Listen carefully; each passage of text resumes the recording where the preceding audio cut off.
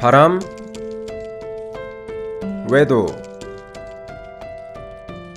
불륜. 자신이 가장 사랑했던 사람에게 상처를 주는 이 일들은 왜 끊이질 않고 일어나는 것일까요?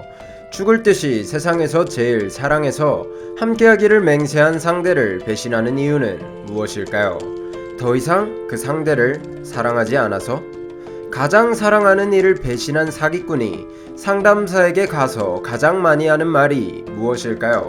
정말 속마음을 털어놓을 수 있게 된 상담사에게 자신의 이야기를 하게 되었을 때 나오는 이야기가 이제 상대가 질렸어요. 더 이상의 관계는 즐겁지 않아요.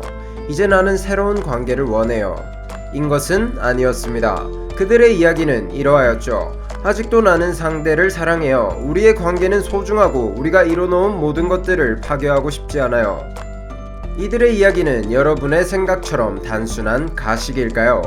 도대체 무슨 심리로 저런 말을 하면서 그따위 행동을 할 수 있었던 것일까요? 오늘은 사랑하는 사람들을 속이는 사기꾼들의 심리에 대하여 알아보겠습니다. 오늘의 심리학, 불륜의 8가지 심리 편입니다.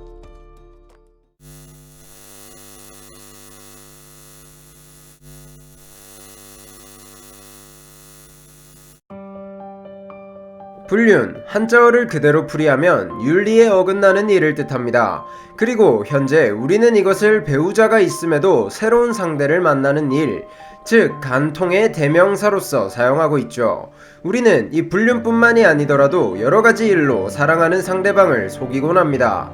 이 사기꾼들은 간략하게는 2가지 부류로 나눌 수 있어요. 나빠진 관계를 종료하기 위해 의도적으로 배신을 하는 부류와 아까 오프닝에서 얘기했던 아직 사랑하고 관계를 소중히 여기지만 배신을 행하는 부류가 있죠. 일부 사람들은 그딴 게 어딨어, 그냥 내가 싫어진 거지 뭐, 쓰레기 새끼 라고 얘기할 수 있습니다.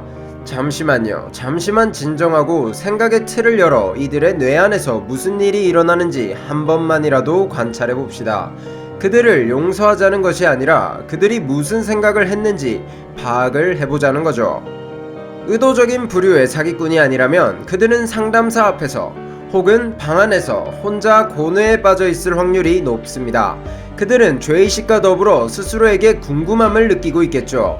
왜 그런 일을 했는지, 왜 그들이 그들의 삶의 가장 중요한 측면을 위험에 빠뜨렸는지에 대해서요. 그래요. 어이가 없지만 대부분의 불륜 가해자들은 스스로도 이 배신을 이해하고 있지 못할 확률이 높습니다. 하지만 당연히 이 의무는 배신당한 파트너가 마땅히 가져야 할 의무입니다. 이 배신당한 파트너들은 둘의 관계를 상상했던 최고의 모습으로 만들기 위해 열심히 노력했고 자신의 젊음, 즉 시간과 에너지를 아낌없이 이 관계에 투자했죠. 하지만 그 투자는 결국 최악의 결과로 돌아왔습니다. 이 결과는 파트너들의 자존감과 능력을 산산이 조각낼 수도 있습니다. 아무 잘못이 없음에도 불구하고 안타깝게도 자신의 잘못을 찾고 있기도 하죠. 가해자도 피해자도 몰랐던 이 배신자들의 심리를 지금부터 8가지로 나누어 소개해드리겠습니다. 첫 번째, 자아를 탐색하기 위하여.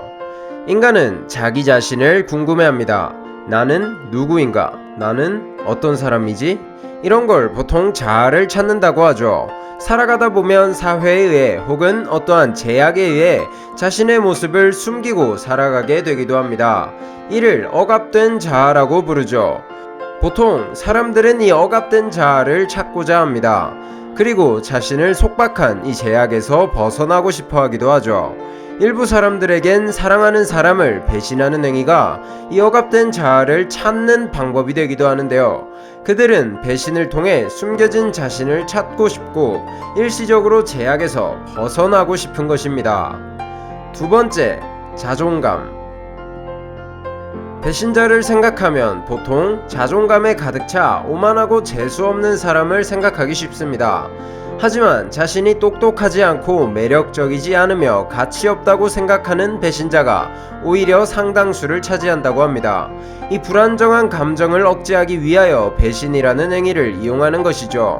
이들에게 이 배신 행위는 새로운 관심을 선물합니다. 새로운 파트너에게서도 분노한 원래의 파트너에게서도 말이죠.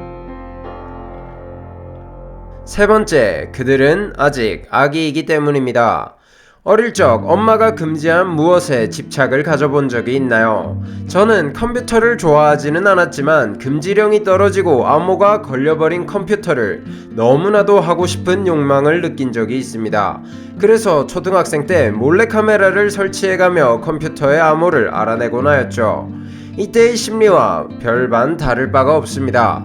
사회적 통념으로 금지되어 있는 이 행위에 끌리는 것입니다. 더 특별해 보이고 매력적으로 느껴지는 것이죠.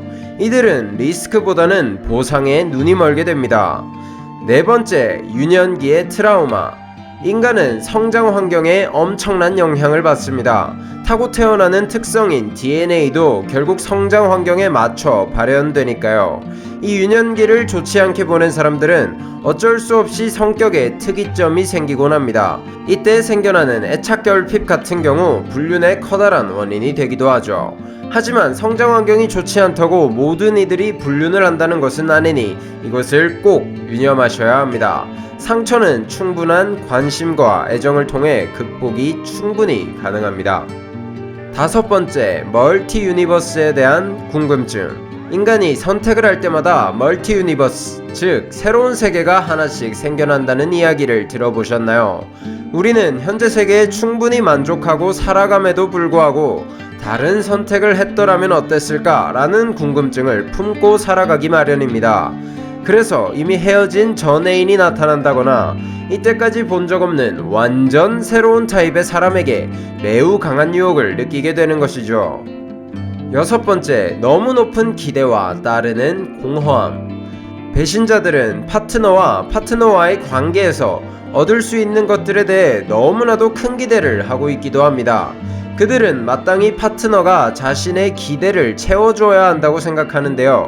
이 기대는 사실상 채워질 수 없는 수치임을 모르는 것이죠. 여기서 이들은 공허함을 느끼고 바람을 피우기도 합니다.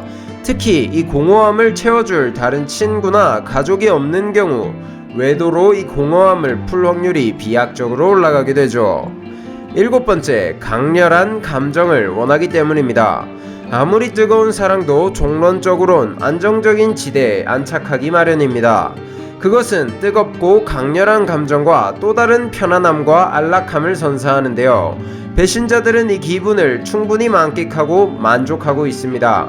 하지만 동시에 강렬한 감정도 느끼고 싶은 것이죠. 이 욕심은 결국 불륜이라는 부정행위로 이어지기도 합니다. 여덟 번째, 이기심. 배신자들은 자신이 마땅히 더 많은 권리를 누릴 수 있다고 생각합니다.